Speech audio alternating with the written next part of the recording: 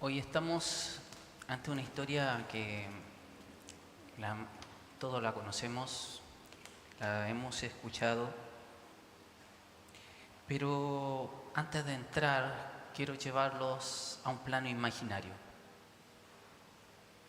Pensemos por un momento que no estamos en Semana Santa, que no estamos en el templo, no estamos en un contexto de iglesia, eclesiástico, estamos en una conversación cualquiera, en un café, en la calle, cualquier parte.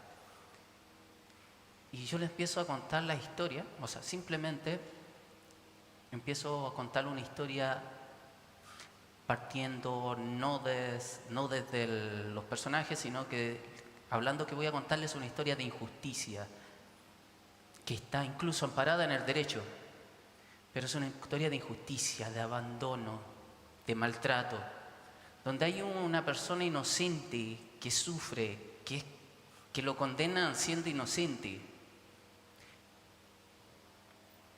Eso lo escuchamos día a día. Ahora, si yo les digo, se trata de una persona que era una autoridad y se le levantaron, tenía opositores, la oposición en su gobierno se levantó y lo derrotó, estaríamos pensando, bueno, eso es lo que estamos viendo en la actualidad, conflictos bélicos por todas partes. O quizás podríamos pensar, está hablando de nuestra propia historia, nuestra historia reciente, nuestra historia anterior, la historia de la independencia, donde siempre hay gente que dice, no, tal persona es el verdadero padre de la patria, como ocurre de donde vengo yo, que hasta el día de hoy hay discusión de eso. Lo más interesante de esto es que siempre hay partidarios, siempre hay gente indignada con el otro, y lo podemos ver, o sea, basta entrar a las redes sociales y vemos cómo desde un lado se ataca al otro, desde el otro se ataca al uno, indignado por esa injusticia que está pasando. Bueno, es evidente que estoy haciendo un paralelo con nuestro pasaje, porque estamos acá. Y como decía al principio, este es un texto, un pasaje que conocemos, cada año lo leemos, cada Semana Santa lo recordamos. Y sin embargo, lo vemos con muchas veces, no digo que todos, pero muchas veces con un cierto grado de indiferencia. Esa indignación que podemos sentir cuando vemos en las noticias que pasó algo grave, que quizás en el conurbano murió gente inocente, murieron niños, y que es grave, de verdad es grave, podemos indignarnos, pero sin embargo cuando vemos esto lo leemos así de pasada. Lo vemos casi como un puente anecdótico, triste, pero un puente para llegar ya al relato de la cruz, que es importante, porque hacia allá vamos. Pero nos olvidamos de los detalles que están pasando. Y cuando llegamos ya a la cruz, no entendemos qué realmente está haciendo Jesús en la cruz, porque nos estamos saltando todo, lo leemos nuevamente, repito, como una historia más, casi como una novela de ficción. Pero si les digo que esta historia que leímos tiene mucho más que ver con nosotros de lo que estamos imaginando, este relato nos revela mucho, pero mucho de quién es Jesús, de quién es ese hombre que fue injustamente juzgado, quién es realmente el que estamos adorando. Eso va a ser lo primero que vamos a tratar. Pero también este relato habla de nosotros. Nos muestra por qué era de manera imperiosa una manera necesaria, imperiosa, que las cosas ocurrieran tal como ocurrieron. Porque si no hubiese ocurrido de esa manera, hoy nosotros no estaríamos aquí. Hoy no habría chances para nuestra salvación. Y ese es el segundo punto que vamos a tratar. Lo que estamos viendo es una historia de conspiración, sí, pero es una historia donde los conspiradores, los que atacaron, son los derrotados. Es una historia donde su maldad es expuesta Y es una historia donde Jesús es el que realmente sale victorioso. Y eso teniendo eso en cuenta es lo que vamos a ver ahora. ¿Qué está pasando acá? En los primeros 7 versículos del pasaje que hemos leído tenemos a Jesús ante Pilato. Esta es la segunda vez que se presenta ante Pilato, si vemos en los 4 evangelios la correlación. Y nos cuenta cómo fue maltratado. El problema es que, como decía, esto lo vemos de pasada, lo vemos como que fue un simple, o sea, no simple, pero fue golpeado.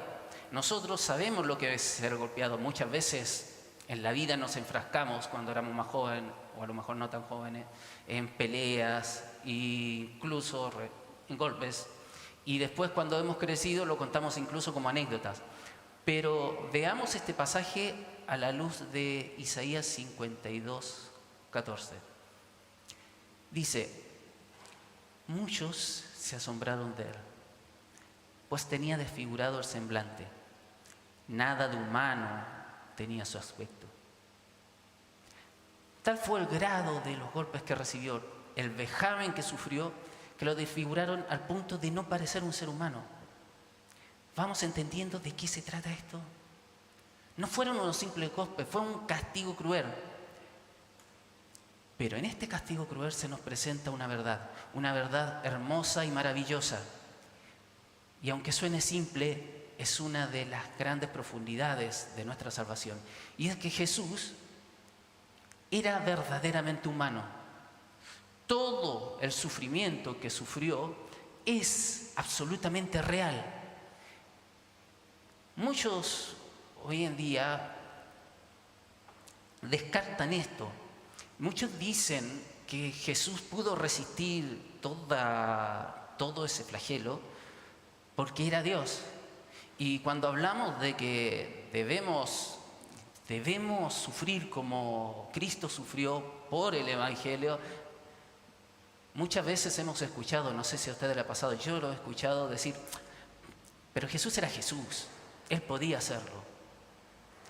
Pero Jesús, en su verdadera humanidad, está sufriendo todo este castigo.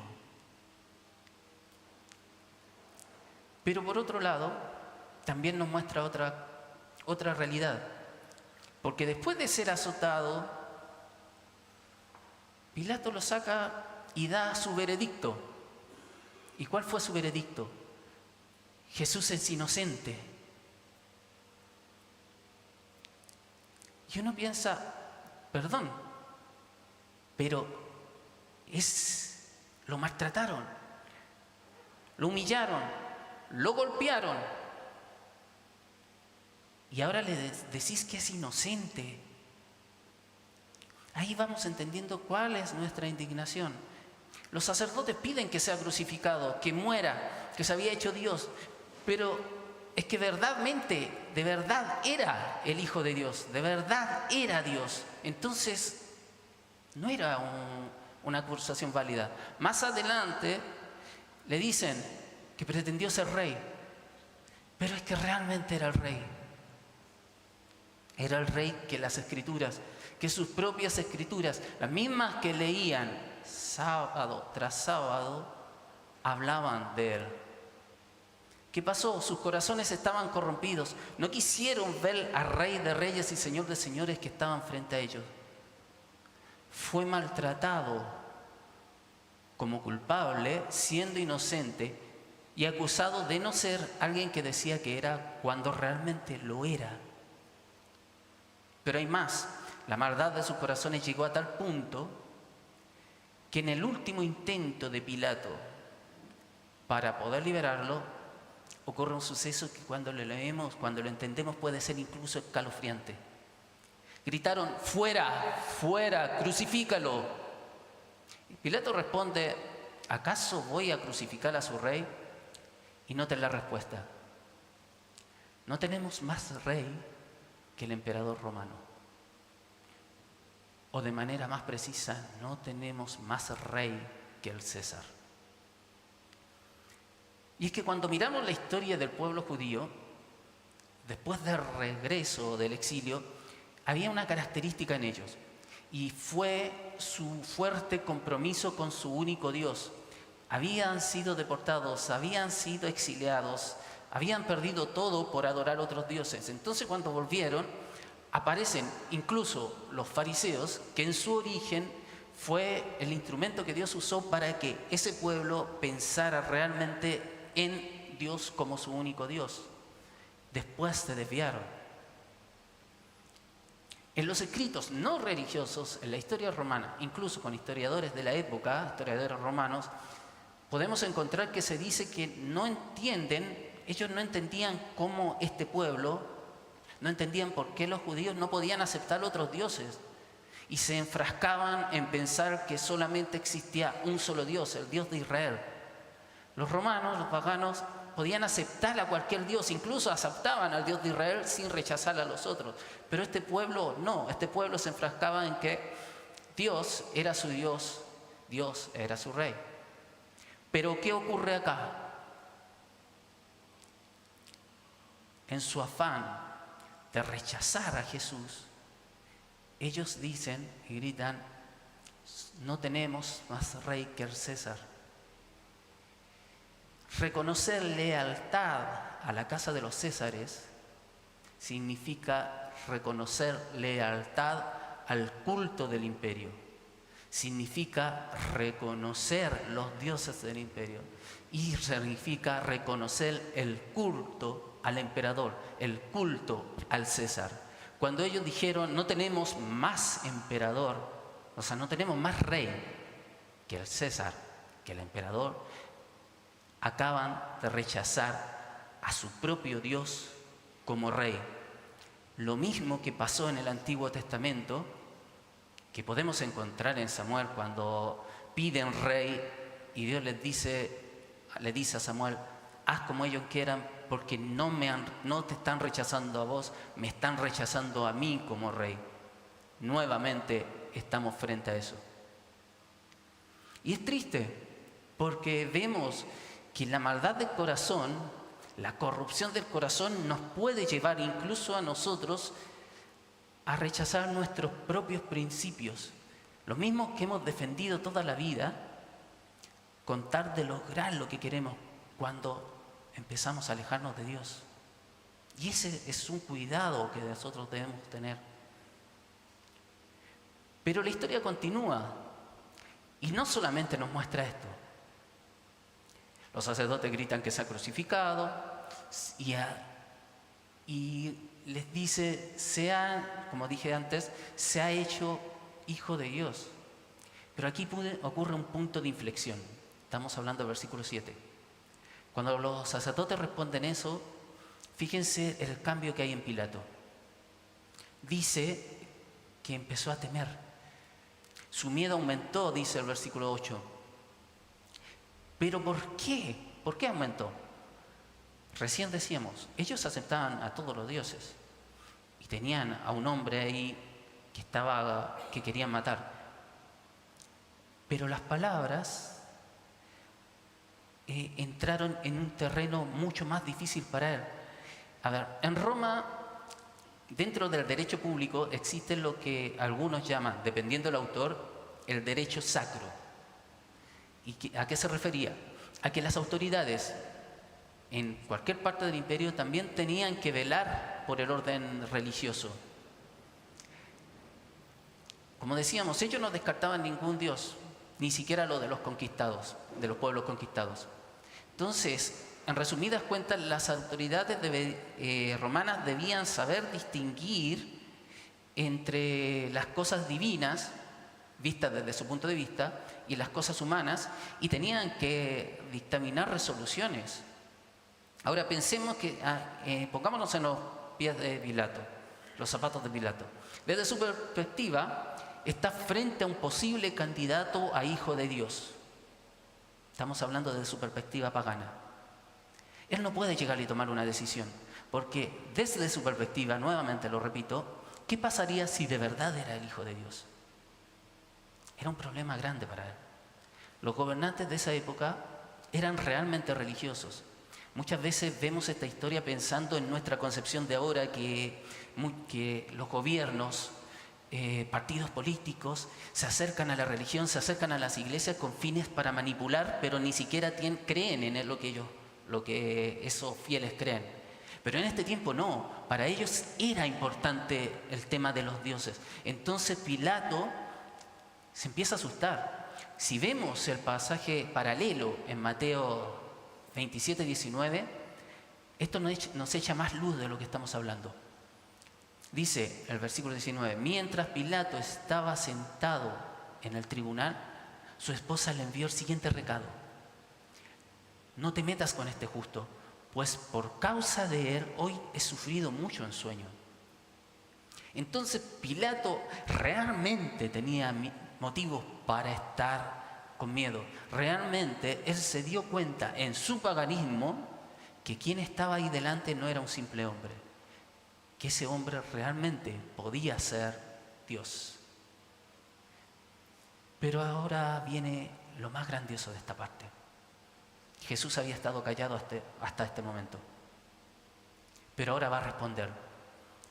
Y sus palabras matan cualquier duda que tuviese Pilato. Porque Jesús les responde en el versículo 11, volvemos a Juan 19, le responde y le dice: no tendrías ningún poder sobre mí si no se te fuera dado de arriba. Y esta es una declaración fuerte, porque en otras palabras Jesús le está diciendo: sí, efectivamente soy el Hijo de Dios. Le está diciendo a Pilato que no tiene ninguna autoridad innata sobre él, sino que esa autoridad es derivada. Solo puede hacer lo que Dios le permite hacer y nada más.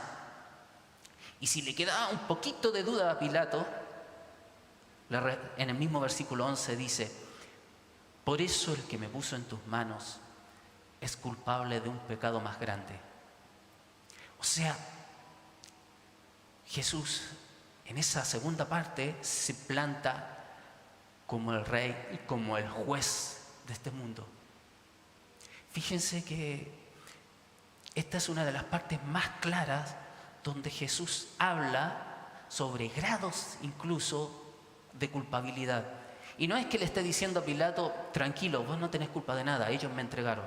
No, le está diciendo: sos culpable. Pilato era culpable de cobardía. Estaba en sus manos resolver las cosas y podría haber tomado una determinación incluso desde su miedo y todo, pero al final sabemos que deja todo en manos de lo que le estaba pidiendo, se deja llevar, según los otros evangelios, se lava las manos: esto no es culpa mía. Pero aún así es mayor pecado de aquellos, porque Jesús les había mostrado todas las señales mesiánicas y rechazaron al Mesías. Jesús se había mostrado como realmente era. Dijimos, Jesús era verdaderamente humano en un principio. Y ahora esta parte nos muestra que Jesús era verdadero Dios, verdaderamente Dios, el Hijo de Dios enviado a este mundo. También es importante entender esto porque hay otra tendencia hoy en día donde se nos presenta a un Jesús sufriente, sí, se hace énfasis en su humanidad y se presenta como ejemplo de humildad, con un alto sentido ético, un alto sentido moral, digno de seguir su ejemplo, sí, pero a la vez se lo despoja, se le quita todo su poder y autoridad como Dios. Y eso lamentablemente también permea a la iglesia en general de hoy en día. Pero no, esto no es solo una entrega moral, esto es más profundo. Y vamos a entrar en la doctrina esencial de acá. Aquí se está presentando todo el desarrollo de nuestra salvación. Se está presentando lo que se conoce como la expiación sustitutiva. ¿Y qué es esto de la expiación sustitutiva? Que es nuestro segundo punto a tratar. Para entenderla debemos partir de lo que venimos hablando, de que era absolutamente necesario que Jesús fuera verdadero hombre y que Jesús fuera verdadero Dios, inocente, sin pecado, porque de otra forma nosotros no podríamos tener salvación. Muchos pasajes explican esto. Nuestros documentos de fe también lo explican. Veamos, ¿por qué tenía que ser verdadero hombre y perfectamente justo? Porque como lo explica, por ejemplo, el Catecismo de Heidelberg, en su pregunta 16, dice que Dios exige que la misma naturaleza humana que pecó pague por ese pecado. Sin embargo, el hombre que es pecador no puede pagar por otros. ¿Dónde lo encontramos eso en la Biblia?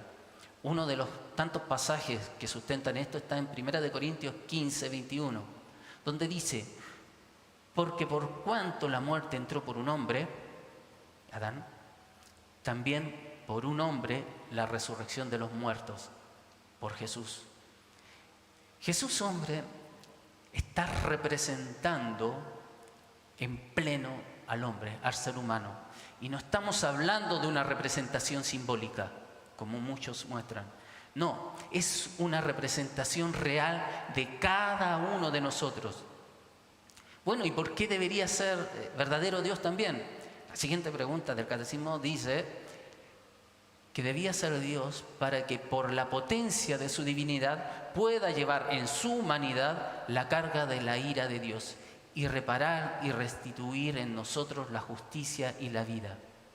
¿Cuál es el sustento bíblico para esto? Isaías 53:4 dice: ciertamente Él cargó con nuestras enfermedades y soportó nuestros dolores, pero nosotros los consideramos herido, golpeado por Dios y humillado. Y luego el versículo 11 dice: después de su sufrimiento verá la luz y quedará satisfecho. Por su conocimiento mi siervo justo justificará a muchos y cargará con las iniquidades de ellos, con los pecados de ellos, con las transgresiones de ellos. Iglesia, si nuestro pecado ha ofendido a un Dios eterno, entonces nuestra culpa y nuestra condenación es eterna. Un simple hombre no sería capaz de cubrirla. Un hombre completamente justo, pero solo un hombre no alcanzaría. Era necesario que nuestro sustituto tuviera nuestra naturaleza, pero que a la vez su alcance fuera eterno para pagar una deuda eterna. Es decir, que su naturaleza, que también tuviese una naturaleza divina, que también fuese Dios. Y eso es lo que está ocurriendo aquí.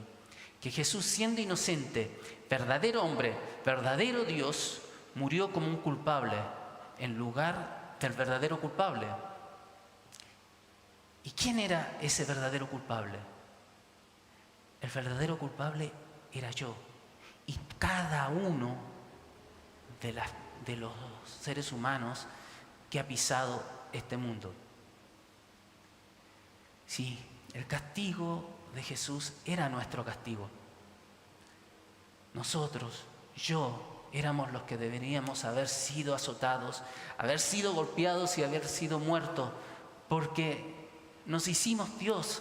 Yo me hice rey y Dios a mí mismo cuando le desobedecí. Cuando leemos el Génesis 3 nos damos cuenta que a grandes rasgos ese fue el argumento de la serpiente para tentar a Adán y Eva, ser iguales a Dios. Y vemos que esto pasa día a día. La gente en el mundo hace eso, se hace dioses y reyes a sí mismos porque viven de acuerdo a su propia mirada de espiritualidad. Viven de acuerdo a su propia mirada de principios. Y es que el ser humano, en su naturaleza caída, no quiere ser gobernado por otros. A lo más sí, va a buscar la forma de salvarse, va a buscar la forma de ser mejor. Y eso no lo podemos negar. Pero lo hace no al costo de rendir cuentas, no al costo de rendirse ante Dios como rey. No están dispuestos a dar su independencia. Y de ese mundo, de esa condenación, nosotros fuimos rescatados. De ahí fuimos sacados. Ahora, el problema es que muchas veces seguimos viviendo de esa manera. Y es que cada vez que decidimos hacer nuestra voluntad por sobre la voluntad del Señor, estamos igualándonos a Él. Estamos desafiando a Dios cada vez que ponemos nuestros puntos de vista por sobre sus preceptos. A esto apunta Romanos 6:2 cuando dice: nosotros que hemos muerto al pecado, ¿cómo podemos seguir viviendo en él? Esa súplica que dice ese pasaje, debemos hacerla nuestra. Jesús sufrió por nosotros el castigo que merecíamos. De eso se trata la expiación sustitutiva. No podemos pisotear su obra. Jesús era inocente. Nosotros éramos los culpables. Esa es la verdad. Sin embargo, esto ocurrió porque de manera voluntaria Él tomó ese lugar. No fue casualidad. No fue que los planes se desbarataron y se le fueron de las manos. No. Este fue el plan eterno de Dios. Y lo que estamos viendo acá es ese plan eterno llevándose a cabo. Volvemos a Isaías 53, ahora el versículo 5, dice: Él fue traspasado por nuestras rebeliones y molido por nuestras iniquidades. Sobre Él recayó el castigo, precio de nuestra paz, y gracias a sus heridas fuimos sanados. Como decíamos, su sufrimiento no es un simple símbolo de humildad y entrega, que sí fue humilde y sí se entregó, pero en su humillación y en su muerte, nuestros pecados fueron expiados para siempre. Él tomó nuestro lugar y nos dio su justicia. Vino a sufrir por vos y por mí para que ese castigo que nosotros debíamos recibir recayera sobre Él y mediante esta expiación pagar nuestra culpa. Ese fue siempre el plan. Y no solo eso, sus acusadores pensaban que estaban derrotando a su enemigo, al que les molestaba en sus maldades, pero en realidad Dios había ordenado todo. Nada ni nadie pudo frustrar este plan del que estamos hablando.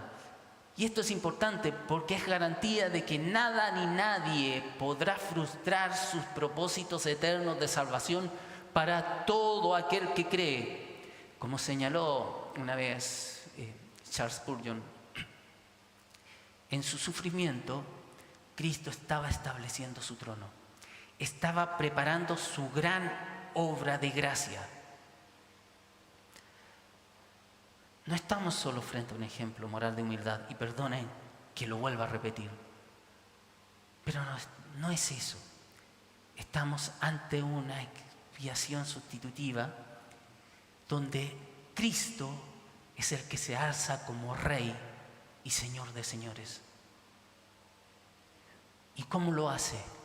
Sufriendo y muriendo por sus discípulos, por sus súbditos, a los que amó antes de la fundación del mundo. Y es por eso que sin lugar a duda y con toda seguridad puedo decirte que si hoy llegaste derrotado, si sabes que desafiaste a Dios en tus comportamientos, a lo mejor caíste y decís, ya no vale la pena seguir, ¿para qué si vuelvo a cometer lo mismo? Tenés que saber que este pasaje que alguna vez nos condenó, ahora este mismo pasaje te está diciendo que Jesús ya tomó tu lugar. Que ese pecado que te estaba agobiando, Jesús ya lo pagó en la cruz. Que ya compró tu paz y tu perdón plenamente. Jesús, en este sufrimiento y en la cruz, pagó tu salvación de una vez y para siempre. ¿Cómo no hemos de glorificarle por eso? Las palabras del Salmo 146 que hemos leído al principio se tornan en nuestra alabanza ahora. Porque si nos fijamos bien y vamos a ese salmo, nos damos cuenta que a partir del versículo 7 es una completa descripción de cada uno de nosotros. Miren cómo dice: el Señor hace justicia a los oprimidos,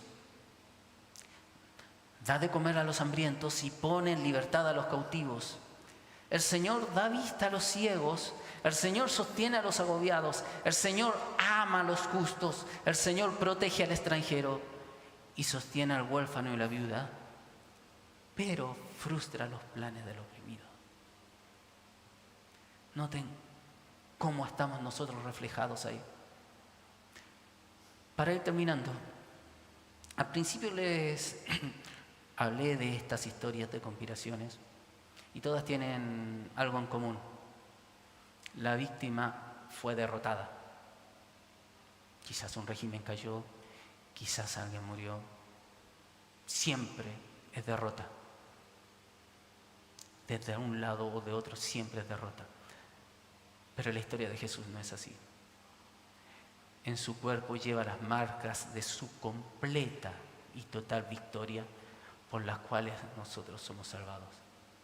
Si hoy somos perdonados y por su Espíritu Santo podemos gozar y vivir plenamente este Evangelio, es porque Jesús, verdadero hombre, verdadero Dios, el Dios hombre sin pecado,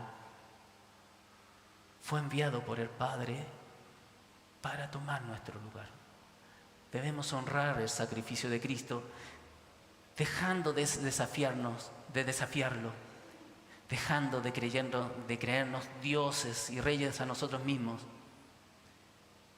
y reconociéndolo en palabras, pero también en hechos como Dios y Rey de nuestras vidas. Hagamos nuestras las palabras del versículo 10 de este mismo salmo, que dice: oh Sión, que el Señor reine para siempre, que tu Dios reine por todas las generaciones. Aleluya, alabado sea el Señor. Oremos. Padre Celestial, gracias por haber tomado nuestro lugar, porque si no lo hubieses hecho, Señor, perdón, gracias por enviar a tu Hijo para tomar nuestro lugar, porque si no lo hubieses hecho, Señor, si tu Hijo no hubiese tomado ese lugar, no hubiese sufrido por nosotros, no estaríamos aquí, Padre, y no tendríamos ninguna oportunidad. Gracias por tu salvación. Te honramos como nuestro Dios y nuestro Rey por siempre. Amén.